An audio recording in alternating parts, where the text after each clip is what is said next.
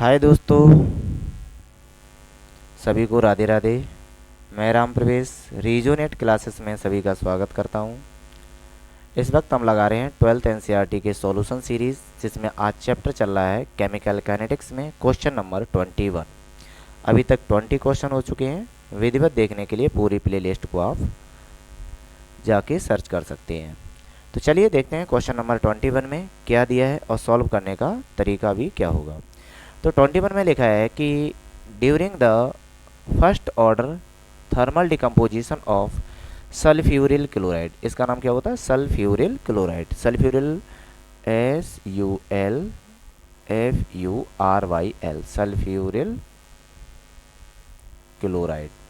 तो eight a constant volume, तो question में दिया है कि सल्फ्यूरिल क्लोराइड को डिकम्पोज किया है SO2 सल्फर डाइऑक्साइड में और क्लोरीन में। तो उस टाइम में जब रिएक्शन स्टार्ट नहीं हुई थी तो टोटल प्रेशर था आपका 0.5, और जब रिएक्शन 100 सेकेंड टाइम हो चुका तो उस टाइम कंटेनर का प्रेशर कितना था? 0.6। तो ये डाटा का मैंने आगे पूछा है, calculate the rate constant of the reaction when total pressure is 0.65 atm। तो क्वेश्चन में हमसे पूछा है रेट ऑफ रिएक्शन। तो रेट ऑफ रिएक्शन कैलकुलेट करते हैं तो उसके लिए एक बात ध्यान से सुनोगे। इससे पहले हम लोग जितनी भी रिएक्शन करके आए हैं या जो भी हम लोग पढ़ते हैं जनरली पढ़ते हैं कंसंट्रेशन के टर्म में। तो वहाँ पे हम लोगों ने क्या पढ़ा था कि अगर आपके पास कोई भी एक रिएक्टेंट है, ये प्रोडक्ट में कन्वर्ट हो रहा है, तो उस केस में जो हमारा रेट बनता था, रेट लॉ, वो बनता था rate constant concentration of A power n. अब यहाँ पे हमारी फर्स्ट ऑर्डर रिएक्शन है तो उसको हम चाहें तो यहाँ पे हटा के 1 लगा सकते हैं, नहीं भी लगाते हैं तो कोई भी दिक्कत नहीं। पर कंडीशन ये है कि अगर हमारे पास प्रेशर में दिया जाए, पूरा डाटा किस में दिया जाए? प्रेशर में, तो उस केस में जो रेट बनेगा वो बनेगा rate constant into pressure of reactant, ये बनेगा। पर यहाँ पे जो हमारा रिएक्टेंट है वो कौन? हमारा सल्फ्यूरिल क्लोराइड। तो इसके लिए जो आप रेट लॉ लिखोगे वो रेट लॉ आएगा rate constant pressure of SO2Cl2। ये इस वैल्यू को कैलकुलेट करना मीन्स रेट को कैलकुलेट करना है। और जब रेट को कैलकुलेट करना है तो प्रेशर तो हम लोग कैलकुलेट कर लेंगे, लेकिन मुझे कैलकुलेट क्या करना है? Rate constant. तो जो आपका पहला एक्सपेरिमेंटल डाटा दिया है इसकी हेल्प से आप रेट कांस्टेंट कैलकुलेट करोगे, और बाद में टोटल प्रेशर की हेल्प से पार्शियल बचा हुआ रिमेनिंग प्रेशर कैलकुलेट करेंगे, और हम लोग कैलकुलेट कर देंगे आपका रेट ऑफ द रिएक्शंस। तो चलिए शुरू करते हैं रेट ऑफ रिएक्शन के लिए अगले पेज पे। यहाँ पे हम लोग क्या करेंगे, जो पहले के डाटा होते हैं सेम उसी के पैटर्न पे चलेंगे। तो यहाँ पे पहली कंडीशन ये है कि अगर हमारे पास सल्फ्यूरिल क्लोराइड SO2Cl2 डिकम्पोज हो रहा है SO2 और Cl2 में, तो जब रिएक्शन स्टार्ट नहीं हुई थी तो इसका जो भी इनिशियल प्रेशर होगा वो P0 होगा। दूसरे कलर में लेके चल रहे हैं, डिफरेंट हो जाए। चलो, जब टाइम 0 था तो उस टाइम इसका जो प्रेशर होगा वो कितना होगा? P0, और इसका प्रेशर दोनों का कितना हो जाएगा? 0, क्योंकि अभी ये रिएक्शन स्टार्ट ही नहीं हुई। अब आगे ये कह रहा है कि जब रिएक्शन कुछ टाइम बीत गया, मतलब है टाइम टी पे, तो इसके प्रेशर में कुछ कमी आएगी। हम मान के चलें कितनी कमी आई? x की। तो इसका जो प्रेशर बचेगा वो बचेगा P0 माइनस x, इतना अभी भी होगा। और इनका जो प्रेशर होगा सल्फर डाइऑक्साइड और क्लोरीन का, इनका प्रेशर XX इंक्रीज हो जाएगा। तो यहाँ से क्वेश्चन ये है कि अगर हम इसकी हेल्प लेंगे तो हमें मिलेगा क्या? तो अब सेम वही चीज़, एट टाइम टी पे टोटल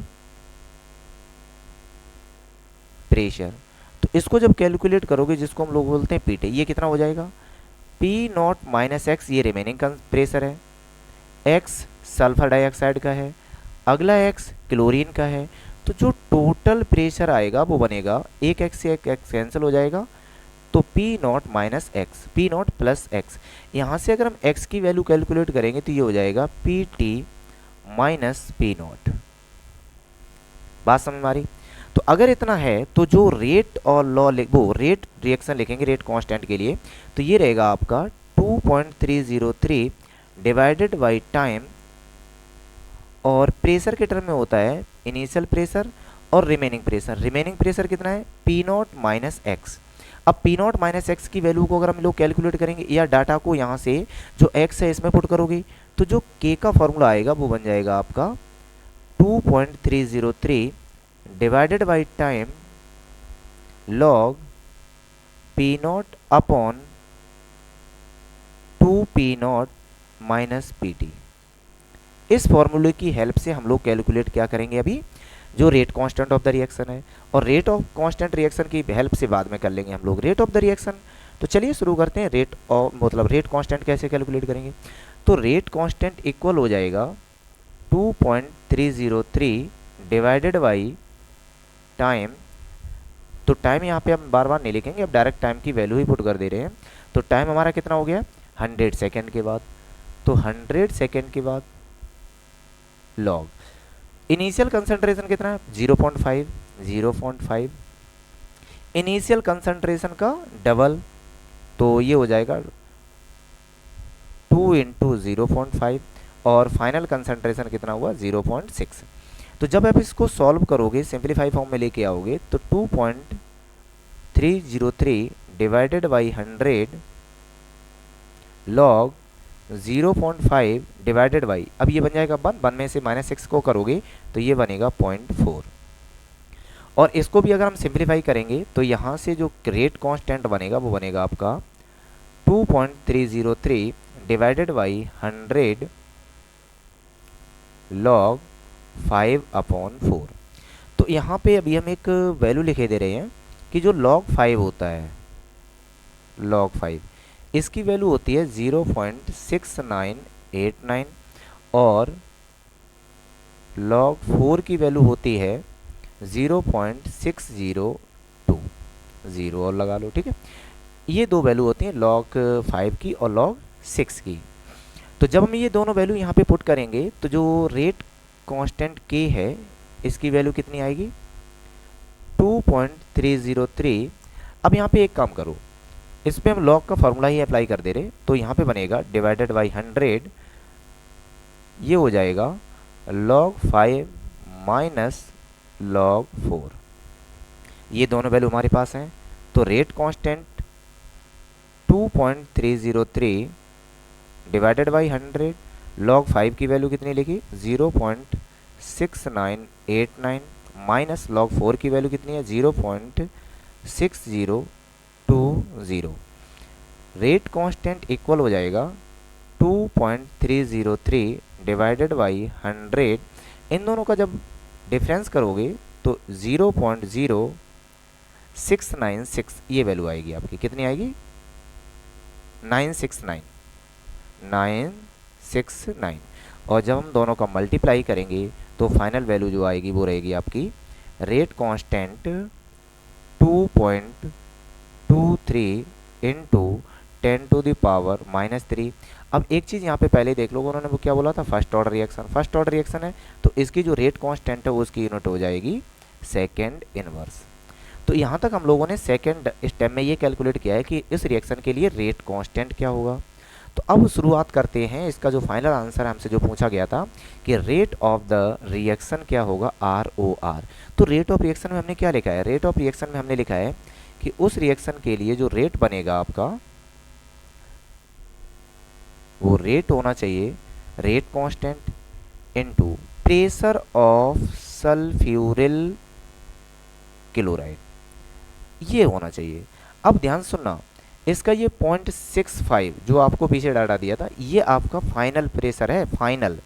तो इसका मतलब है कि रिमेनिंग कितना होगा, मतलब उसमें से आपका अगर हम लोग सल्फर डाइऑक्साइड और क्लोरीन का निकाल देंगे तो हमारे पास सल्फ्यूरिल क्लोराइड का 100 सेकेंड के बाद बचेगा कितना वो निकालना है।